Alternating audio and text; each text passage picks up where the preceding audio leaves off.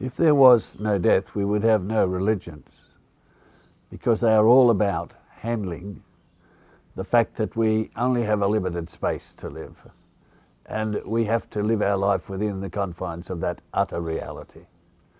I have talked to thousands of people who've been at the point of death, and I've heard their stories, and I've listened very carefully. I get asked questions, particularly by people who have no belief in God.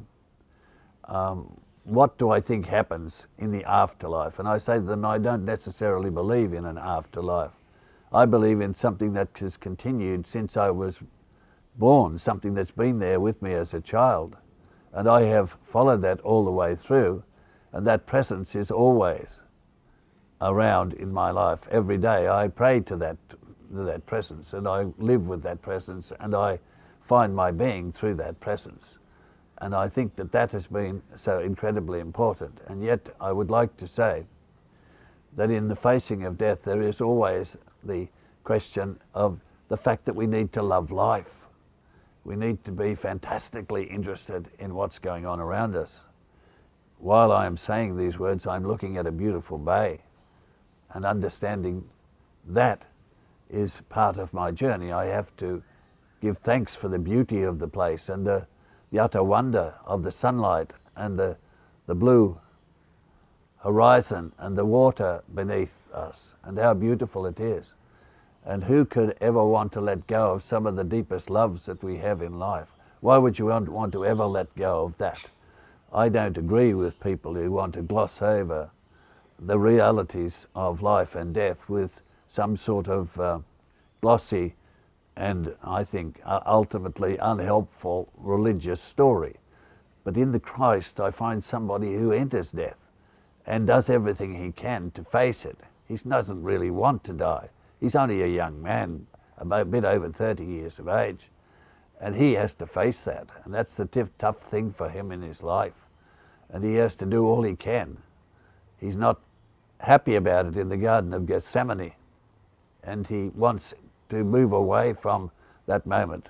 If it's possible, take this cup from me, he says. He doesn't want to die, nor does anybody in their right mind, I think, because you have to live life. You have to do that. We do not, for instance, know why anyone commits suicide.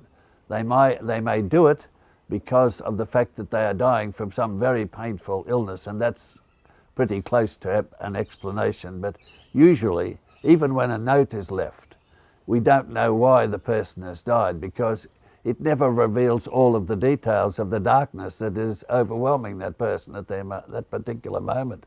And they do not know. I've had people say to me time and time again, why did they do it?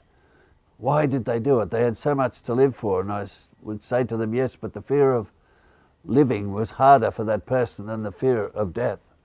And they had to do something about it to save any vestige of sanity that they had left. So I'm very, very sympathetic to people who have to take that ultimate decision for themselves, because it is very difficult to snuff out your own life, because it is so incredibly valuable to us, and it is a journey that is circumscribed for us in a way that does cause us fear at times. Anyone who tells me that they're not afraid of death, I don't believe, because I think everyone is in some way, because it's the demarcation line of our vulnerability. It's the one that really marks it out in the end for us, and it's the line of finitude. And I think, as Alexander Solzhenitsyn said about the line between good and evil passing through every human heart, so does the line between life and death pass through every human heart. And we all feel it, and it is there for us, and we never ever quite handle it. So I just share that with you. The ultimate question doesn't require ultimate answers, it just requires courage.